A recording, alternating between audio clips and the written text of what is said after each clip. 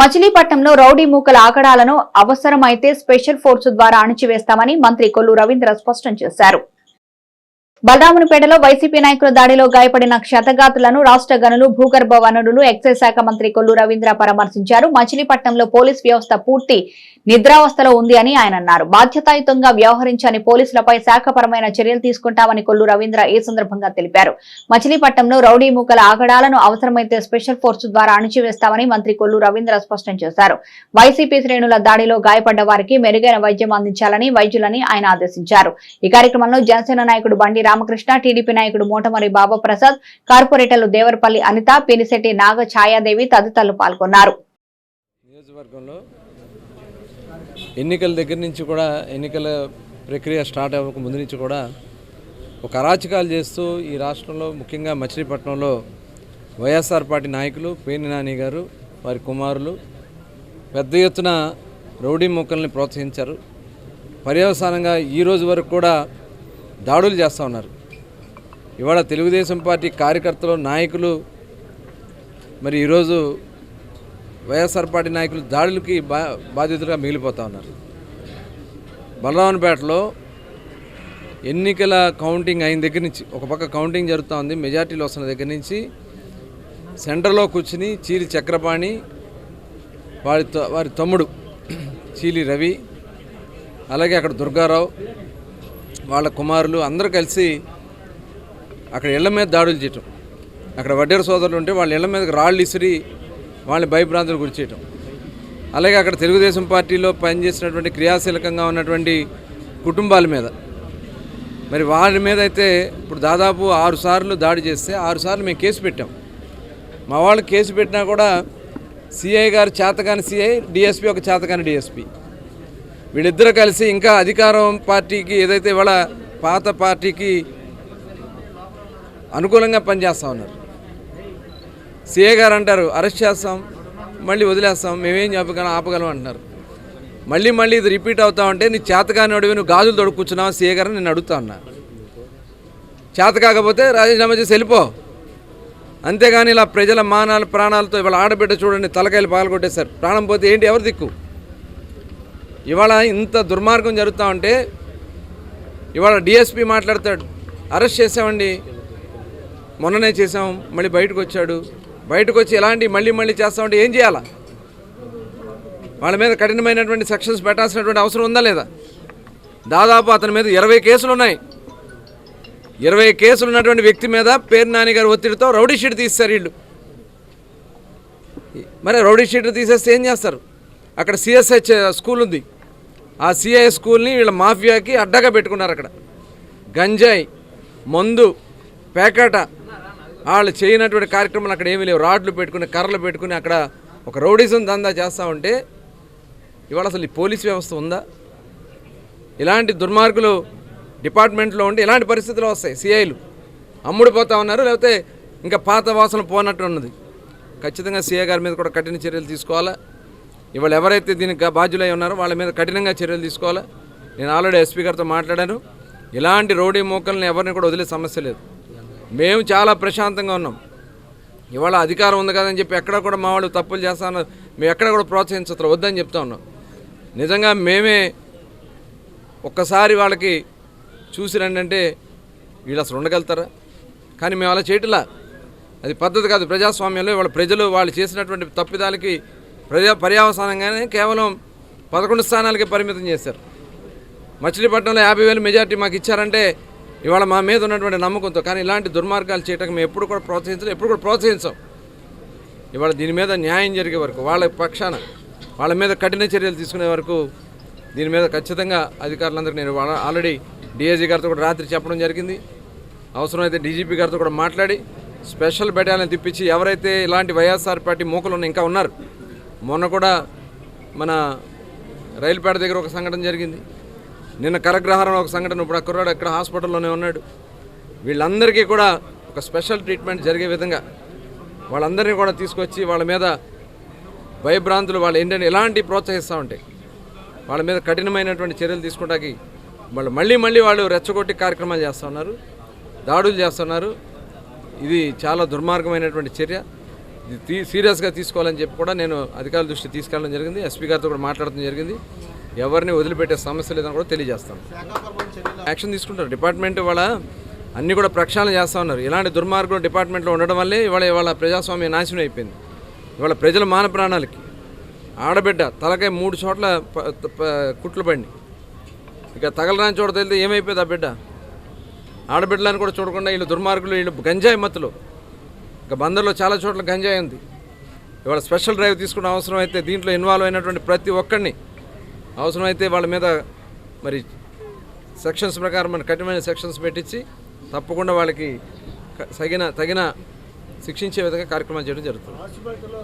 నుంచి మా మీద వైసీపీ కార్యకర్తలు, అక్కడ ఇన్ఛార్జ్ అయినటువంటి వైసీపీ కౌన్సిలర్ గారు భర్త, కౌన్సిలర్ గారు వాళ్ళ బంధువులు వాళ్ళందరూ కలిసి అక్కడ మా తెలుగుదేశం కార్యకర్తల మీద మేము ఒక్కళ్ళమే ఉంటున్నామండి. ఆ పేటలో మాకు మా ఇంటి మీద పద్దాక ప్రతిసారి కూడా ఎలక్షన్ జరిగినప్పుడల్లా మా మీదకు వచ్చి దండయాత్ర చేయటం, మమ్మల్ని ఏదో ఒక రకంగా కొట్టడం, మేము కేసులు పెట్టినా కూడా మమ్మల్ని పోలీసులు ఎవరు పట్టించుకోకపోవటం చాలా అన్యాయంగా జరుగుతుందండి. ఇప్పుడైతే నలుగురిని కొట్టేశారు కత్తులతోటి. ఇప్పుడు గవర్నమెంట్ హాస్పిటల్లో ఉన్నారు వాళ్ళు. చాలా పరిస్థితి వాళ్ళది ఆందోళనకరంగా ఉంది. దాన్ని మన మినిస్టర్ గారి దృష్టికి తీసుకెళ్ళాము. కారణం ఎలక్షనేనండి. మేము తెలుగుదేశానికి చేస్తున్నాం, వాళ్ళు వైసీపీకి చేస్తున్నారు. లేదు మేము వాళ్ళు కాంగ్రెస్కి చేస్తున్నారు, మేము తెలుగుదేశానికి చేస్తున్నాం. ఇట్లా అప్పటి నుంచి కూడా వాళ్ళకి 2004 నుంచి కూడా మా మీద దండయాత్ర. అసలు మొత్తం వాళ్ళ ఉన్నారండి కొంతమంది గ్రూపు. ఆ గ్రూపులో వాళ్ళందరూ కూడా మా మీద ప్రతి ఒక్కరు వచ్చేసి కొట్టేసి. జూలై 1వ తేదీ నుంచి 2 నెలలు డయేరియా నియంత్రణ కార్యక్రమం నిర్వహిస్తున్నట్లు కృత్తివెన్ను మెడికల్ ఆఫీసర్ సాయి సందీప్ తెలిపారు. రాష్ట్రంలో పలుచోట్ల డయేరియా కేసులు నమోదవుతున్న నేపథ్యంలో జూలై 1వ తేదీ నుంచి 2 నెలల పాటు diarrhoea intensified diarrhoea control fortnight programme ని నిర్వహించనున్నట్లు కృత్తివెన్ను మెడికల్ ఆఫీసర్ సాయి సందీప్ తెలిపారు. ఈ సందర్భంగా డయేరియా ఎలా సోకుతుందో, వాటి లక్షణాలు, తీసుకోవాల్సిన జాగ్రత్తల గురించి డాక్టర్ సాయి సందీప్ తెలియజేశారు. నీల విరోచనాలు, వాంతులు, కడుపు నొప్పి, జ్వరము, కళ్ళు తిరగడం, నీరసం వంటి లక్షణాలు డయేరియా లక్షణాలుగా గుర్తించాలన్నారు. ఈ లక్షణాలు ఎవరికైతే ఉంటాయో వారు తమ సచివాలయ పరిధిలోని హెల్త్ సబ్ సెంటర్లు సంప్రదించాలని, అందుకు సంబంధించిన మెడిసిన్స్ అందుబాటులో ఉన్నాయన్నారు. డయేరియా ప్రబలకుండా ముందస్తు జాగ్రత్తలు తీసుకోవాలని ఆయన సూచించారు. రాష్ట్ర వైద్య ఆరోగ్య శాఖ వారి ఆదేశాల మేరకు, కలెక్టర్ గారి ఆదేశాల మేరకు డిఎంహెచ్ఓ గారి ఆధ్వర్యంలో రేపు 1వ తారీఖు నుంచి 2 నెలల పాటు ఈ IDCF intensified diarrhoea control fort night అనే ప్రోగ్రామ్ని చేయబోతున్నామండి. ఈ ప్రోగ్రాం యొక్క ముఖ్య సారాంశం పుట్టిన దగ్గర నుంచి 5 సంవత్సరాల లోపు ఉన్న పిల్లలందరికీ ఎవరికైనా ఈ మోషన్స్, కడుపు నొప్పి, ఈ డయేరియా లాంటి సిమ్టమ్స్ ఏమన్నా ఉంటే ముందస్తు జాగ్రత్త చర్యల్లో భాగంగా ప్రతి ఇంటికి ఓఆర్ఎస్ ప్యాకెట్, జింక్ ట్యాబ్లెట్ అనేవి అందించడం జరుగుతుంది. ఆశా వర్కర్స్ ద్వారా, ఏఎన్ఎంస్ ద్వారా, ఎంఎల్హెచ్పిస్ ద్వారా. ఈ కార్యక్రమం రేపు జూలై 1వ తారీఖు నుంచి ప్రతి ఇంటికి 0 నుంచి 5 ఇయర్స్ పిల్లలు ఉన్న ప్రతి ఇంటికి యూఆర్ఎస్, జింక్ ట్యాబ్లెట్స్ అనేవి అందించడం జరుగుతుంది. అది ప్రికాషనరీ చర్యల్లో భాగంగా వెంటనే యూఆర్ఎస్ తాగటం వల్ల ఉపయోగము, జింక్ ట్యాబ్లెట్ వేసుకోవటం వల్ల ఉపయోగం, డయేరియాకి ఎలా ఉపయోగపడుతుంది అనే దానివల్ల కూడా ఈ ఏఎన్ఎంస్, ఎంఎల్హెచ్పిస్ ద్వారా ఇంటి దగ్గరే కౌన్సిలింగ్ అనేది ఇవ్వడం జరుగుతుంది. అలాగే ప్రతి అంగన్వాడీ సెంటర్లో, ప్రతి స్కూల్లో, సబ్ సెంటర్లో అన్ని దగ్గరలో ఓఆర్ఎస్, జింక్ కార్నర్స్ అనేవి ఏర్పాటు చేసి ఓఆర్ఎస్ ఎలా కలుపుకోవాలి, దాని యొక్క ఉపయోగాలు ఏంటి అనేవి, హ్యాండ్ వాషింగ్ టెక్నిక్స్ కానీ ఇలా అన్నిటి మీద డయేరియా ఏ అయితే కాజెస్ వల్ల వస్తుందో వాటన్నిటి మీద హెల్త్ ఎడ్యుకేషన్ చేయటం అనేది జరుగుతూ ఉంటుందండి.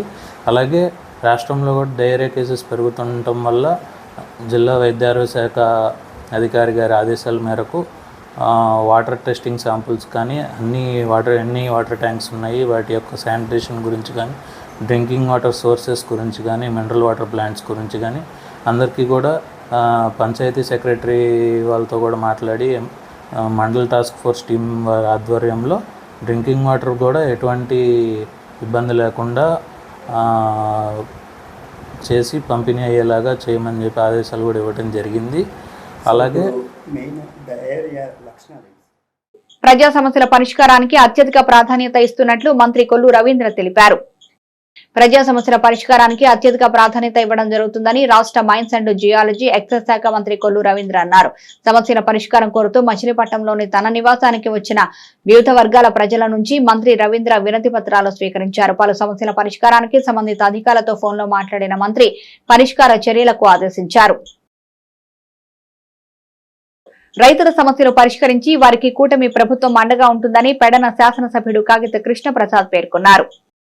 రైతులకు సంబంధిత అధికారులు అందుబాటులో ఉండాలని పెడన శాసనసభ్యుడు కాగిత కృష్ణప్రసాద్ స్పష్టం చేశారు. రైతుల విషయంలో గతంలో జరిగిన తప్పిదాలపై చర్యలుంటాయని ఆయన తెలిపారు. రైతుల సమస్యల పరిష్కార అంశంలో అధికారులు అలసత్వం వహిస్తే ఊరుకోనని ఆయన హెచ్చరించారు. గూడూరు మండలంలో రైతులకు సబ్సిడీపై విత్తనాలను ఆయన పంపిణీ చేశారు. కూటమి ఎమ్మెల్యేగా తనను గెలిపించిన జనసేన, బీజేపీ, తెలుగుదేశం నాయకులు, కార్యకర్తలకి ఆయన ధన్యవాదాలు తెలిపారు. ఈ కార్యక్రమంలో మండల టీడీపీ అధ్యక్షుడు పోతన స్వామినాయుడు, ఎంపీపీ సంఘం మధుసూదన్ రావు, జడ్పీటీసీ వేముల సురేష్ రంగబాబు, టీడీపీ జిల్లా ఉపాధ్యక్షుడు అన్నం హరి, కేడీసీసీ బ్యాంక్ మాజీ డైరెక్టర్ తలుపుల వెంకటకృష్ణారావు, జనసేన మండల అధ్యక్షుడు సాయి, బీజేపీ మండల అధ్యక్షుడు రజని తదితరులు పాల్గొన్నారు. 10,000 మెజార్టీ, ఒక 28 ఓట్లు తక్కువ.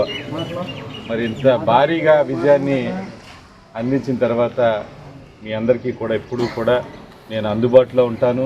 మీకు ఎటువంటి సమస్యలు ఉన్నా కూడా పరిష్కరించడం బాధ్యత నా మీద ఉందని చెప్పి మీ అందరికి కూడా తెలియజేస్తా ఉన్నాను. అదేవిధంగా ఈ రోజున ఈ యొక్క కార్యక్రమం ముఖ్య ఉద్దేశం మనందరికీ తెలిసిందే. మరి ప్రతి రైతుకు కూడా న్యాయం జరగాలి. మరి గత 5 ఏళ్లలో ఏం జరిగిందో ఏంటో మీ అందరికీ తెలిసినటువంటి విషయమే. దాని గురించి మరి మీరందరూ కూడా ఈ రోజున ప్రతి ఒక్కరు కూడా ఈ రోజున క్వశ్చన్ చేస్తూ ఉన్నారు అధికారులందరినీ కూడా. ఏదైతే మరి గతంలో జరిగినటువంటి వాస్తవంగా అప్పుడు తప్పులు జరిగితే మాత్రం తప్పకుండా వాటన్నిటి మీద డెఫినెట్గా మనం యాక్షన్ తీసుకోవాల్సిన అవసరం ఎంతైనా ఉందని చెప్పి మీ అందరికీ కూడా తెలియజేస్తా ఉన్నాను.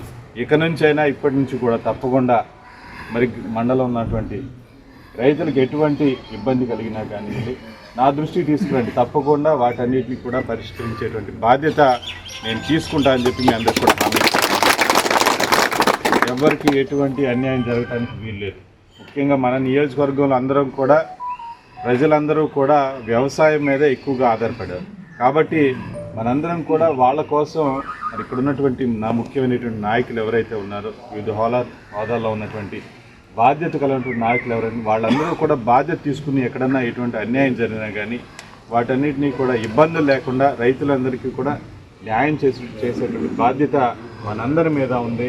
ఎందుకంటే ప్రజలు ఒక నమ్మకంతో మనందరం కూడా ఈరోజు గెలిపించారు కాబట్టి, ఒక మంచి ప్రభుత్వాన్ని కూటమి ప్రభుత్వాన్ని ఏర్పాటు చేశారు కాబట్టి తప్పకుండా వాళ్ళకి న్యాయం చేసే దిశగా మనందరం కూడా నాయకులందరం కూడా కృషి చేయాలని. మార్కెట్లో టమోటా ధరలు కొండెక్కాయి. 100 రూపాయలు మార్కు దాటిన టమోటా ధరలు సామాన్యుడి నడ్డి విరుస్తున్నాయి. టమాటా మూత మోగిస్తోంది, మిర్చి ఘాటెక్కుతోంది. ఇప్పటికే నిత్యావసర సరుకుల ధరలు ఆకాశాన్ని తాకుతుంటే పెరిగిన కూరగాయల ధరలు సామాన్యుడి నడ్డి విరుస్తున్నాయి. కిలో టమాటా 100కి చేరగా కిలో మిర్చి ధర 100 రూపాయలకు చేరువలో ఉంది. నిరుపేద కుటుంబాలు మాత్రమే కాదు, చిరుద్యోగులు, ప్రైవేటు కొలువులు చేసే మధ్యతరగతి వాళ్లకు ధరలు భారంగా మారాయి. ముఖ్యంగా టమాటా, పచ్చిమిర్చి రేట్లు భారీగా పెరిగాయి. అకాల వర్షాలు, అధిక ఉష్ణోగ్రతలు, వాతావరణం అనుకూలించని కారణంగా స్థానికంగా కూరగాయల ఉత్పత్తి పడిపోయింది. వాతావరణం అనుకూలించక కూరగాయల ఉత్పత్తి తగ్గిపోవడం, ఇతర ప్రాంతాల నుంచి కూరగాయలను దిగుమతి చేసుకోవడం వంటి కారణాలతో కూరగాయల ధరలు క్రమంగా పెరుగుతున్నాయి. రైతు బజార్లలో టమాటా కిలో 60 రూపాయల పైన, మిర్చి 60 రూపాయలుంటే బహిరంగ మార్కెట్లో ధరలు వినియోగదారులను షాక్ కు గురి చేస్తున్నాయి.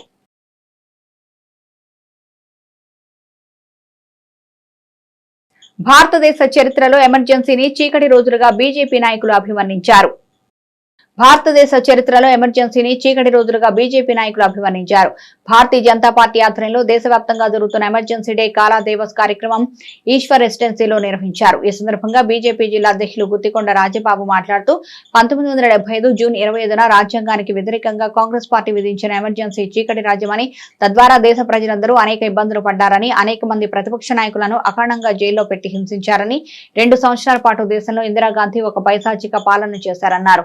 ఇప్పటికీ కాంగ్రెస్ లో అలాంటి పోకడలే ఉన్నాయని, ప్రజాస్వామ్యబద్ధంగా ఎన్నికైన ప్రభుత్వాలను చూసి కాంగ్రెస్ పార్టీ ఓర్వలేకుండా ఉందని విమర్శించారు. ఈ కార్యక్రమంలో మచిలీపట్నం పార్లమెంటు కన్వీనర్ సూర్య లక్ష్మీనారాయణ, జిల్లా కోశాధికారి వైవీఆర్ పాండురంగారావు, జిల్లా ప్రధాన కార్యదర్శులు అంగడాల సతీష్, ఉప్పల రామాంజనేయులు, జిల్లా యువమోర్చా అధ్యక్షులు నాగలింగం, అయోధ్యరామయ్య తదితరులు పాల్గొన్నారు.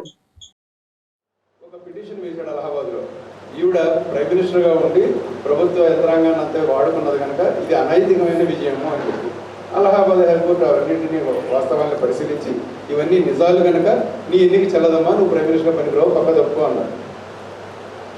అనేసరిగా అంటే ఆవిడని పక్క తప్పుకోమంటే ఆవిడ యొక్క తప్పుని ఎత్తి చూపితే కోర్టు, కానీ నేను కాదే కష్టాల్లో ఉన్నది, దేశమే కష్టాల్లో ఉన్నదని చెప్పి ఒక అబద్ధం ప్రచారం చేసి మొత్తం మీద అప్పటికప్పుడు అంటే ఎమర్జెన్సీ అంటే మనకి సరిగా అర్థం కాదు. ఎమర్జెన్సీ అంటే చాలా ఆకస్మిక అత్యాధిక పరిస్థితి. ఏంటి ఆ పరిస్థితి? ఆవిడ ఆడినట్లుగా ఆడనివ్వలేదు కనుక మొత్తం ప్రభుత్వం మొత్తాన్ని అంతటిని ఆవిడ చేతుల్లోకి తీసేసుకుని ఉన్న వాళ్ళందరినీ, వీళ్ళు వాళ్ళని లేదు, అది జనతా పార్టీ వాళ్ళు, కాంగ్రెస్లో ఉన్నవాళ్ళు, ఎవరైనా రోడ్డు మీద వెళ్తూ నారాయణ ముసలాళ్ళు ఎవరైనా నారాయణ అన్నారనుకోండి, అంటే జయప్రకాశ్ నారాయణ అంటే ఈయన నారాయణని ఎవరో శ్రీమన్నారాయణలో ఏదో అనుకుంటున్నాడు, కానీ నారాయణ అని ఎవడైనా నోట్లోంచి వస్తే వాడిని తీసుకెళ్ళి జైల్లో పడేస్తుంది. అంటే జయప్రకాశ్ నారాయణని తలుచుకుంటున్నట్టు లెక్క అనమాట. అలాగే రైతులందరూ పొలంలో మనకి పాతకాలంలో మనదాకా ఇప్పటికీ కూడా కర్రలు తీసుకెళ్తుంటారు. అందుకని ఆవిడకి ఇష్టం లేని పార్టీ వాడు ఎవడైనా కర్రతో కనపడితే ఇప్పుడు మారణాయుధం కలిగి ఉన్నాడు, దేశ భద్రతకి భంగం కలిగిస్తున్నాడని జైల్లో పడేసి. నాకు తెలియదు, జస్ట్ నేను ఎమర్జెన్సీలో మానసిక జనసంఘంగా ఉన్నప్పుడు మరి ఆ రోజున పరిస్థితులు ఉన్నట్లయితే మరి ఒక్కొక్క నాయకుడు కూడా మరి కాంగ్రెస్ ప్రభుత్వం యొక్క విధానాలని వ్యతిరేకించడం జరుగుతూ ఉండేది. ఆ తర్వాత ఇందిరాగాంధీ గారు అధికారంలోకి వచ్చిన తర్వాత కూడా ఈ నియంత్రిత విధానం పూర్తిగా తనకు కావాల్సిన విధంగా జరుపుకోవడమే కాకుండా ఎలక్షన్లో అక్రమమైనటువంటి ఇవాళ ఈవీఎంలు చెప్పేవాళ్ళు, అప్పుడు ఈవీఎంలు కాదు, రిగ్గింగే, డబ్బు పెట్టి కొనడమే, దారుణమైన పరిస్థితులు, హింసా మార్గాలు. అలాగే ఇవాళ మన భారతీయ జనతా పార్టీ ఉత్తరప్రదేశ్లో చూస్తామని చెప్తూ ఉంటారు, ఎప్పుడు గ్యాంగ్స్టర్స్ ఏ విధంగా ఉన్నారో గ్యాంగ్స్టర్ నిర్మూలించగలుగుతున్నాం. ఆ రోజు గ్యాంగ్స్టర్స్ ప్రోత్సహించేటువంటి పార్టీ ఏదైతే ఉందో కాంగ్రెస్ పార్టీ. అలాగే అదేవిధంగా ఇవాళ ఇప్పుడు తెలుస్తున్నాయి ఏంటి ఖాళిస్తాన్ ఉద్యమం మరి పంజాబ్లో జరుగుతుంది.